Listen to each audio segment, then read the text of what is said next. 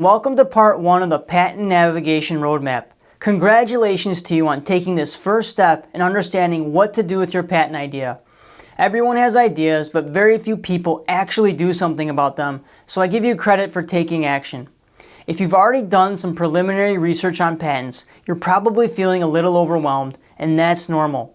The world of patents and intellectual property, or IP, is very complex. I made this course to simplify the process and make it more manageable for first-time inventors like you to get your mind around what to do with your invention idea. My name is Naoki Sonoda. I've successfully navigated the patent process, and I'm going to help you do that too. In 2017, I received a utility patent for my first invention, auto rinse. At the time of this recording, I have 2 additional utility patents pending for 2 of my other inventions. Getting that first patent was not easy. I had to start from zero and figure everything out on my own. With the popularity of shows like Shark Tank, there's a lot of talk in mainstream culture about patents, but very few people understand how they actually work, that there are 3 kinds of patents you can apply for, what actually makes something patentable, and whether or not you should even get a patent. By the end of this course, you'll have the answers to all those questions and you'll be able to move forward with confidence.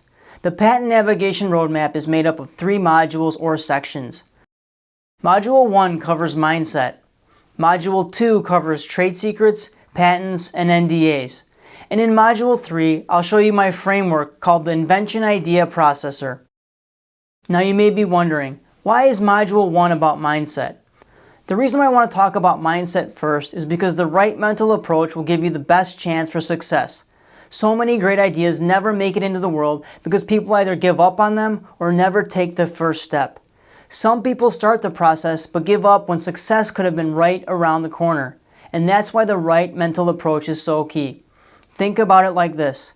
When you go skydiving for the first time, they don't just throw you out of the plane. They walk you through the process first so you can visualize what's about to happen. And that's what Module 1 is. It's me preparing you for your jump, so you have a very clear idea about what you're getting into, so you can make the best possible decisions and save time, money, and grief along the way. So that's Module 1. Module 2 is made up of 3 lessons. Lesson 1 covers trade secrets. I'll teach you what a trade secret is and why you might be better off not applying for a patent if your idea falls under the category of trade secrets. Lesson 2 covers the 3 different kinds of patents, what their purpose and function are, and how they might apply to your invention idea. In Lesson 3, I'll teach you about non-disclosure agreements, or NDAs, and how to use them to protect your idea before you apply for a patent. I'll also provide you with an NDA template that you can download and customize. In Module 3, I'll teach you my framework called the Invention Idea Processor, which will help you think about your patent idea in an organized way while saving you a lot of time and money. Before I do a run through of the Invention Idea Processor, I want to explain the sequencing of this course to give you a better idea of why the information is in this particular order. Mindset is first, again, because the right thinking will get you the best results. Trade secrets, patents, and NDAs are next to help you understand the rules of the game. And finally, the Invention Idea Processor will help you validate your idea and understand how your invention fits into this game of intellectual property. All the recommended reading and links to websites will be in a PDF called the resource list, which you can access within any of the 3 modules. So let's go over the Invention Idea Processor.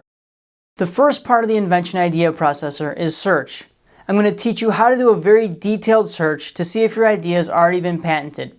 Even if someone else has already filed for an idea similar to yours, I'm going to show you how you might be able to get around that and keep moving forward. The second component of the Invention Idea Processor is evaluate. I'm going to teach you how to evaluate your patent idea using outside feedback so you can get a real sense of what other people think about it while minimizing the risk of getting your idea stolen. And the third component of the Invention Idea Processor is document.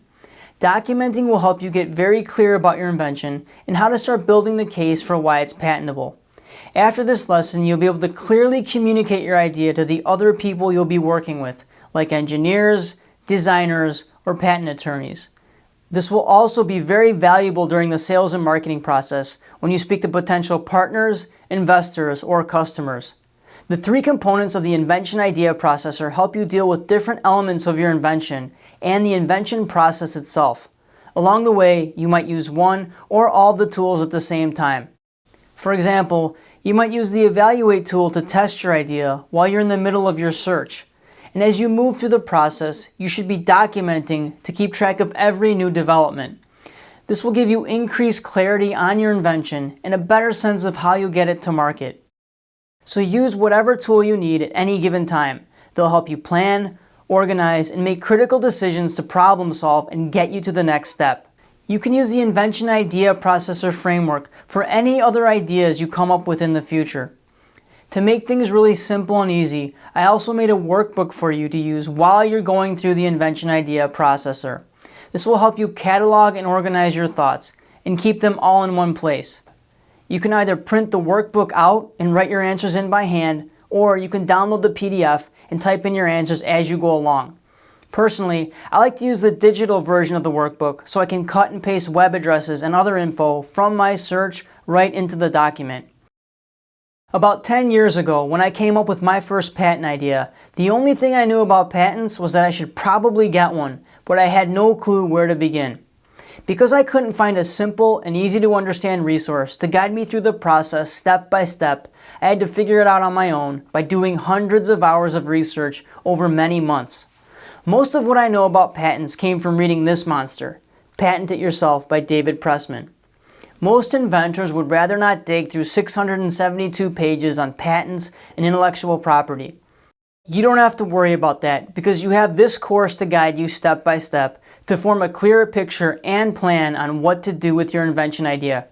Now don't get me wrong, Patent It Yourself is a great resource and I recommend that you eventually buy it to have as a reference. I'll make sure to include a link to it in the master resource list. Alright, it's disclaimer time. I have to make very clear that I'm not a lawyer, and this course is not a substitute for eventually hiring a patent attorney. Also, any advice I give in this course should not be considered legal advice. Now this was made very clear on the sales page for the course, but I want to say it again just in case you missed it or assumed that I was a lawyer. Despite everything I've come to know about patents, I've never filed a patent application on my own, and I don't recommend that you do either. There's a well-known author in the invention consulting space, and he claims that you can write a better patent application than an attorney. Well, I totally disagree with that. To give you the very best chance of getting your patent granted, you really need a competent patent attorney to help you file your application correctly.